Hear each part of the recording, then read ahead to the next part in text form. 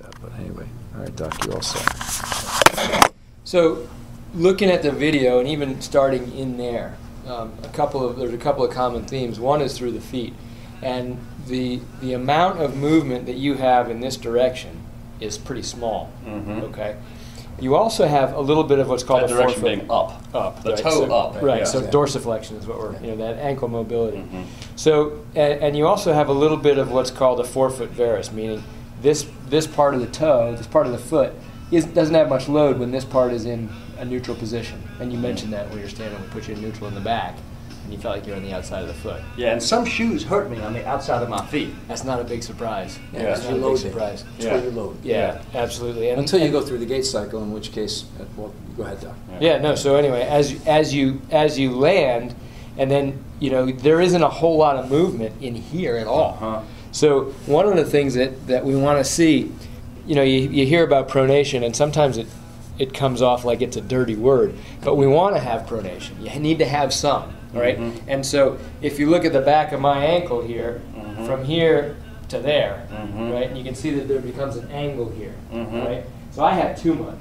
Yep. All right. But I don't have enough. You don't have enough. On that Especially right on the side. right side. Yeah, the left side you're actually pretty good Okay. in terms of how much movement is there in terms of pronation and the way the rear foot is moving.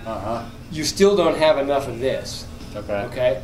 So the two things that happen because of that, on the right side you've got very limited movement in the back end of the foot, and then so to load you really don't get much load on the inside of this. Most of your load is out through here and into the middle.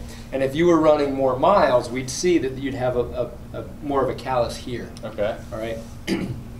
And so, you're never getting to the point where the foot is collapsing. Now, this is a shock absorber. Right. Okay. And you've basically said, all right, I'm going to take that shock out, and I'm just going to bolt that thing to the frame. Okay. Right. Puts a lot of load on there. Now, the next issue is because of the forefoot, the varus, this thing here, you've got it. Your foot is trying to get to the ground, and you'll see you get a little bit of rotation to the right on that right side, to the outside. So that's how your foot is trying to get to the ground. But then you have very limited movement this way. So as you go through the gait cycle, your heel comes right up off the ground fast because there isn't any movement there. The next thing in line is the calf. All right. So it's taking all of that load. Right. It's never getting a break. So here you can see that your heel starts to come off the ground. So my ankle's not flexible enough like this. Right. Yeah. Which basically means that everything through the back side of the low leg, right, potentially even further, is restricting that motion, starting with the calf itself. Yeah. Right. The entire calf complex. Yeah. It's preventing you from going into this motion. Right. And of course, we saw it in the deep squat over here as well, too. As soon as I put your heels up on the beam, you were happy. Piece of Right. cake. Right? Right. Yeah. But put your heels down on the floor, you couldn't even go into that squatting pattern. Right. Right? I got you. And of course, it fed all the way up into your thoracic spine by everything falling forward with the beam. Yep. So there's a real important connection there to be aware of, is that it's happening here, but it's manifesting itself all the way through your body. Yep. Yeah. Lack of mobility someplace in the body is made up somewhere else. Yep. The body will say, okay, I'm going to take some movement. You can see what's happening at your hips, too. There's a lot of movement in the hips. Now's going to talk about this, but I mean, you're trying to absorb shock wherever you can, for one thing, but you've got a lot of shift and So a lot of drop of the hip, but Right. also some twisting through the spine. So Yep. not as strong and stable through the midsection, but again, we look at it holistically. It isn't just this whole muscle body. or that muscle. It's everything. So the idea is that because of the two issues that you have, the shape of the front of the foot and the limited mobility in the back of the foot, the calf has to immediately start to contract to try to get you off the ground. And so it's never getting, it's not even stretching really. It's immediately started to get stretched, and then boom, it's having to fire and pick you up and push you. Okay. Right, so that you're not sort of stuck there. So one of the things that's going to happen is we've got to get more mobility in the feet. We may want to try to bring the ground up to the front of the foot, which would limit the movement there. But on the back end, on that right one, we may want to try and push it into pronation a little bit, right? So my orthotic here, I have too much of this, right? So my orthotic does this, right? And it limits the amount of motion that happens there. In your case, we may want to limit here and then push the back into pronation, shift it the other way. I wouldn't want to jump into doing that first, though. The first thing we want to do is see if we can get you more mobility through the ankles, okay? And as you develop more and more mobility through the ankles, you might obviate the need for that, right? You still might need it, but you may not. The other thing is, if we go through this process and you work really hard and you do all the stuff you have to do and you don't get enough mobility there, we can also raise the foot with a simple heel lift, right? And so, Isn't that what these things do? yeah, they do a little bit, but even then, there's not a big heel on that shoe. I see. And that's a relatively flat shoe. Okay. So, you know, for you, And we're not talking about an inch. yeah, We're talking about a millimeter, 2 millimeters. well, maybe a Yeah, quarter inch. maybe a quarter inch. something Yeah. like that. But, you know, along that line, the idea being that at some point you reach that end range Yeah. in terms of what you're asking your calf to do and And the ankle bones and ligaments and things. and everything else. So raising the heel would basically create a much larger margin of error. Which what you is did good. over there on the beam, obviously Yeah. that was a big, but that illustrates that. So for you, in terms of shoes, you definitely don't want a stability shoe. You definitely don't want one of the zero drop kind of shoes. You're not a candidate for a minimalist shoe at all, because that's going to then, you know, rather than running sort of from this position, you wind up running from this position, you know, and now you've reduced your margin for Even error. further. Yeah, absolutely. So the you know, there's a whole lot of priorities up high, and I'll talk about that. But you know, one of the top priorities is going to be able to get you mobility in the feet. You know, and you know, with a chiropractor, they should be adjusting those feet, mobilizing those feet. I'm going to give you a bunch of stuff that you can do on your own, but I'm surprised they're not, because that's a huge limiter, and that's immediately what's translating into the calf.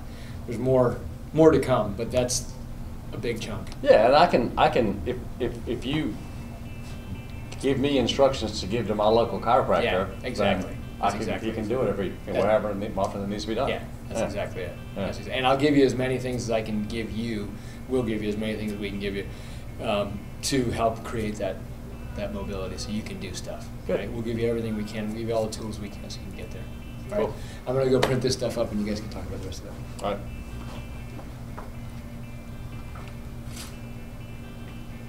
And we can always revisit the idea of doing some sort of orthotic or whatever afterwards. If you travel back and forth once in a while. Yeah. No. Well, I mean, I'll be back here in 2 weeks, but I'm here, 5 or 6 times a year. Okay. So, Yeah. Yeah. Yeah. Yeah. And I can make a special trip, right? I mean, this is important to me. Yeah. Right? It is important. Yeah. Yeah, It's whether or not you're going to be able to run. Yeah. Good stuff. We All right. can figure that out. Yeah. But All right. So, Yeah. so again, to reiterate some things which are really important, we looked at the motion of the rear foot. We looked at the motion of the forefoot, and we treat them as separate entities. And they really are. And the shape of the bones of the forefoot mean that your forefoot's trying to get to the ground and it's not getting to the ground, right? And in the rear foot, it's not moving as much as it needs to. You're limited in that pronation, right? And part of that, again, is the shape of the bones, right? And the calf, that's the tissue that's most closely connected and has to absorb, right? Now, from a more holistic standpoint, when we look at running, there are two major things that are going on, all right? One is we're producing force as we run, right? With each foot strike, we have to produce X amount of force into the ground that moves us. And we also are reducing force. We're absorbing forces. We're, right, cushioning, right? Sure. And you feel much happier on anything that gives you cushion, Right. because your body is not cushioning itself enough. Right. Right? And that's one of the big important takeaways with this rear foot motion. As Doc said, that pronation is a shock absorber. It is not as much, it's not singularly responsible for absorbing shock, but it's part of the picture. Everything that happens in running, like any other athletic activity, it is completely holistic. So it isn't the job of a single tissue to do anything, whether it's create stability, produce force, or absorb shock, right? It's the responsibility of everything to contribute to it. And in that sense, there are a number of things that are going on not just at the feet, but all the way up the chain. First, you're not as stable here as you need to be through that pelvic girdle especially. And you demonstrated some elements of stability as we went through the screen today, or through some of the exercises. But the bottom line is because you're 180, 190 pounds, 3 to 4 times your body weight with every foot strike, roughly 1,500 of these foot strikes in a mile. It's essentially a one-leg squat jump from one leg to the next. Right. The forces are such that you're not as stable as you need to be at your size. I need more core strength. You need more stability first. Okay. First, yes, and that's what I'm talking about right now. Okay. Now, and stability, what's important to know is that stability is timing, right? It's everything turning on at the right time to create this area which should be more solid, right? Immovable, if you will. But yes, to speak to your question, you also need more core strength. They are different. Strength is the ability for tissues to produce force, right? The actual force production ability of a tissue or a muscle. Stability, again, is timing. Do they turn on? Do muscles turn on at the right time? Am I running efficiently or running properly? Is that this one? Yeah, no, it has nothing to do with running technique. Okay. It has nothing to do with running technique. It has to do, you know, in your body, you've got big muscles, your pecs, deltoids, lat, right? Although the lat is a shoulder stabilizer. Glutes, quads, those muscles are what we call prime movers. They move us, right?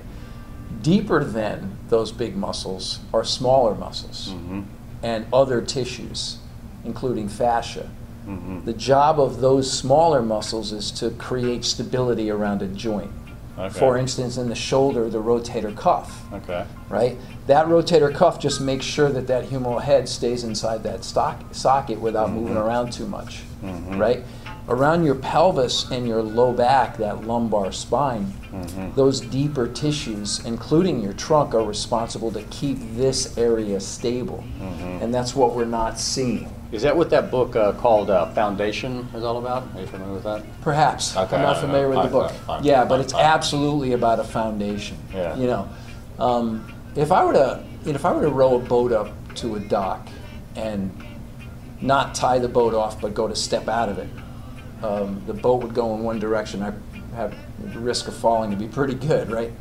But if I tie that boat off securely to the dock and make that platform solid, I can step out of it confidently. And that's kind of the same kind of thing that's going on with respect to running. This is your foundation, all right?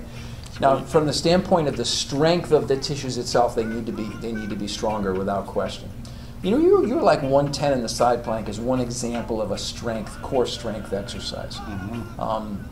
And you know, we target about 2.5 minutes for that exercise. So, so you got some ways to go there. That will contribute to it. Why is this significant? Because the more solid and stable this area is, that impacts what happens beneath it. Okay.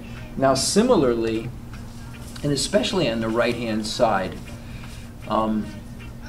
because you'll notice that you have more of this, what I'd call lateral pelvic drop. Yeah, my left hip is dropping. Yeah, exactly. So, and as your left hip drops, your right knee collapses in toward the midline as well. Can you see that? Yep. Right there. Yep. Okay. Yep. So that motion is also affecting the calf. Because with that drop of the left hip, first of all, imagine as this goes down, realize that there are tissues that connect to this foot. So in effect, you're putting more of an eccentric stretch on the opposite side of your body, okay? And this is, you know, keep in mind that I'm simplifying this. It's not as simple as this. I'm reducing, in effect, it's your entire body. You know, this tensegrity model, I don't know if you've ever seen anything like this before, but this is a really good representative of how our bodies actually function. So this model is basically like the Swiss ball. It's continuous tension members with discontinuous compression members. So think of these little dowels as your bones, right? And if this was that hip, or let's say this is your calf and this is the hip, and so as this hip moves, everything else is moving, right? The other thing that's occurring here, and this is really important for you to remember, with every little calf injury you've had, you get scar tissue.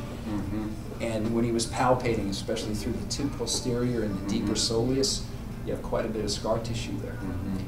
So scar tissue here isn't lined up, right? Right, so this is the muscle fibers, right? The filaments. Scar tissue kind of grows in, you know, builds in this way, a little bit like matte fiberglass, right?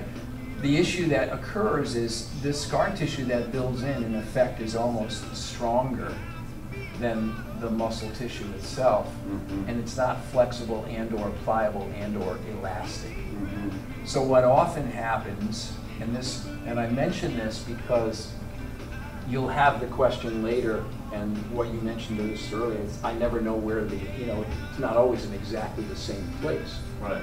Okay, if I create an area here that is in fact stronger, right? So let's zoom our microscope in, right? Here's scar tissue going this way.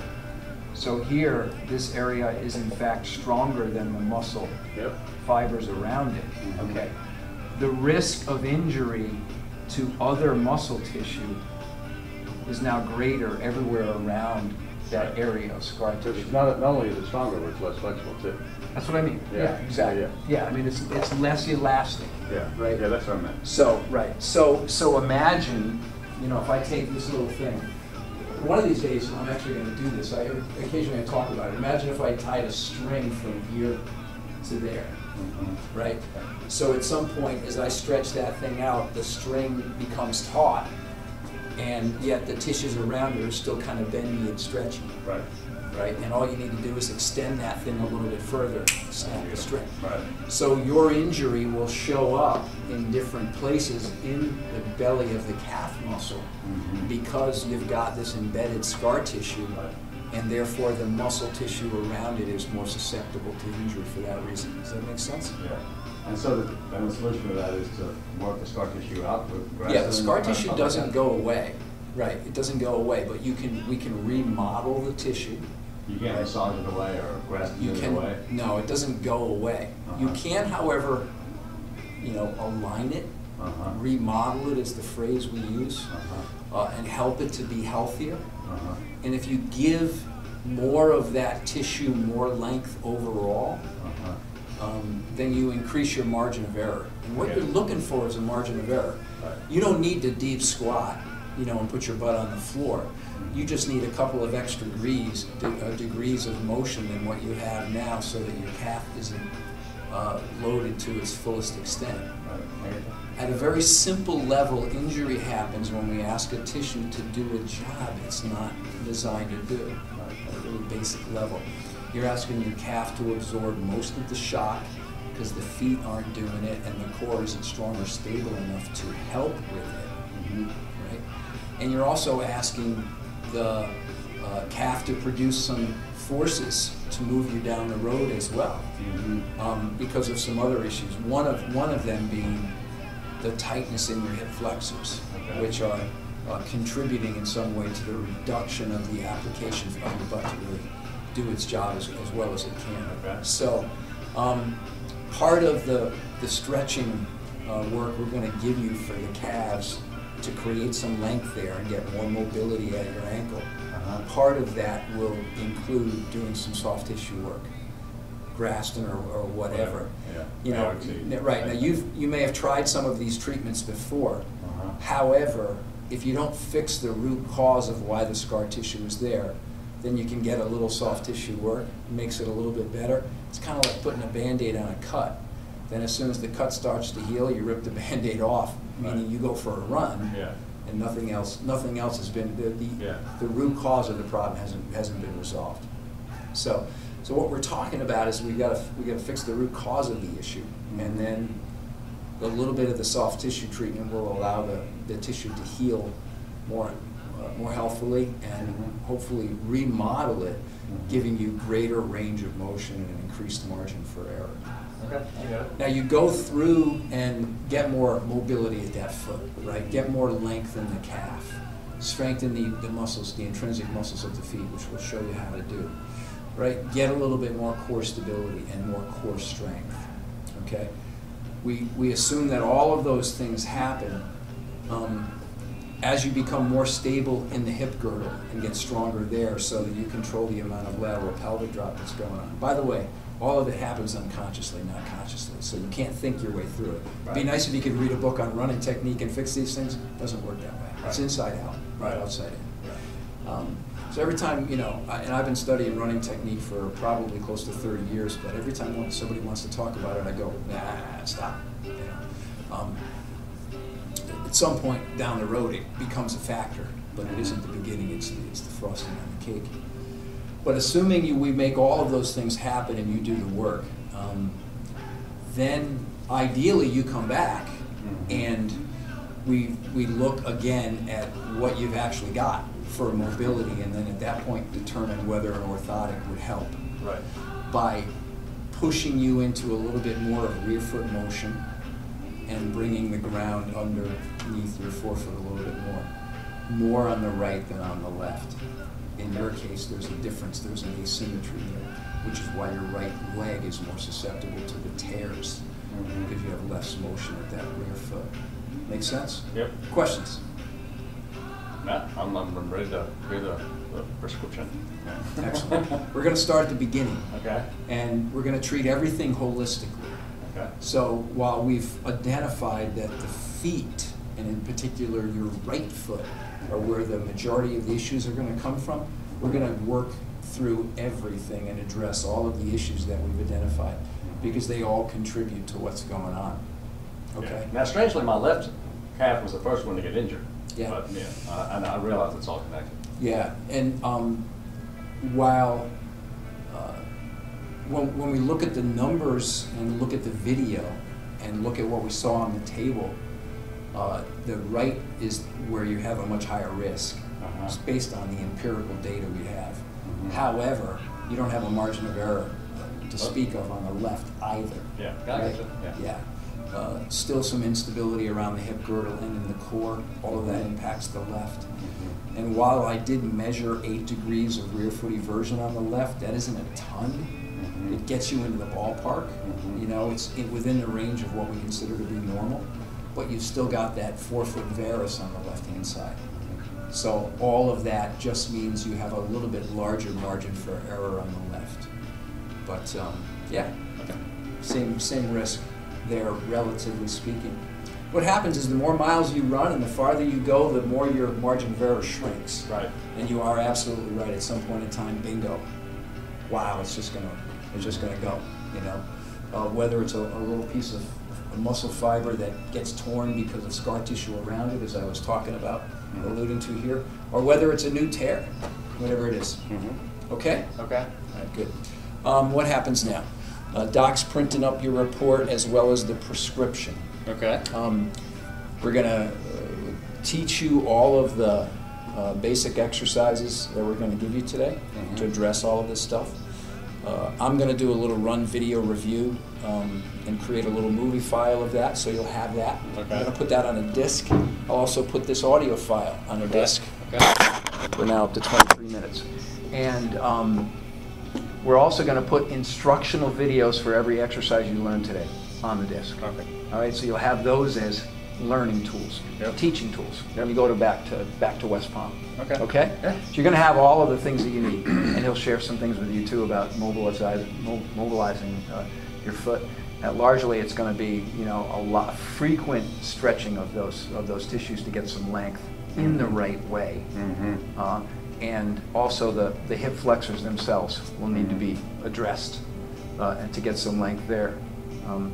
There's some things you're doing really well. Your butt's pretty strong, and surprisingly it's working better than I would have anticipated given how tight your hip flexors are, which just tells me that the fact that you've got pretty good length in your quads is probably what's helping you.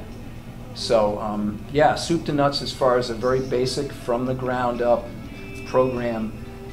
you're going to spend a few weeks doing this to really own it and master it. Are you going to race Florida?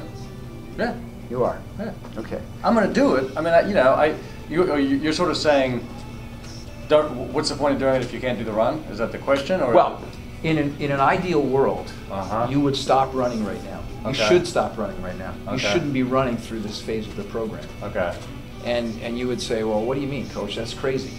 I got this race coming up. I don't have to do the race, right? I mean, the point is long the term. Training. The point is not the race. Yeah. I don't. Yeah. You know. Okay. Good. Sounds good. Well, I don't know what your point is. I mean, every single person that does these races has got a different reason to do them. Yeah. That's not really what I'm talking about. Yeah. What I'm talking about is movement is a neural engram, right? When you run and how you move, it's grooved in to your nervous system. The wiring is there. And we can change the strength of muscle and we can give you more length of a muscle. But at some level, we want your body to have a little bit of running amnesia too, so that you can change how you move. So in an ideal world, you're not running through this first phase. Yeah, that's the way it should be. Well, so, I mean, one thing I could do is put off the first phase for a month. You can do that too. And then you walk through the run in Florida or get as far as you can get. Yeah. Yeah, there is that option. So give that some thought. I mean, that may be something you want to do. Yeah, and so what I did in Houston was the run portion took me 6 hours, right? I was through with the swim and the bike in 8 hours, and the run took me 6, right? Because I was walking. Yep. What you decide to do is your choice. Right. Yeah, but our goal for you is long-term. Let's be done with this issue. Right. That's our goal, and of course, it's your goal too. That's why you're here. Yeah. You want to forget that these issues ever happened. I would recommend though, if you opt to put it off for a month, and come back in a month, then we'll do what we're going to do now. At that point, because to teach you this and have you go away and not do any of it, you're going to lose. Oh no, I'll do it. Yeah. I'm absolutely going to do it. Okay. No, there's no. I'm going to do this. Right. The question is whether I'm going to go to Florida or not, right? Okay. I mean, one thing I could do is go to Florida and not do the run, but for me, the point of Ironmans is getting in that kind of shape, not going to that event and getting a finisher pick. Right. Right. I really don't care about that. Although it's a school, like you don't take the test. The test, you take the course to learn the stuff. Yeah. But you got to take the test. Yeah. Yeah, it's good. That's a good analogy. That's a good analogy. Yeah. Right on. Are you guys good? I think we're good. All set? Yeah. Okay. No, good.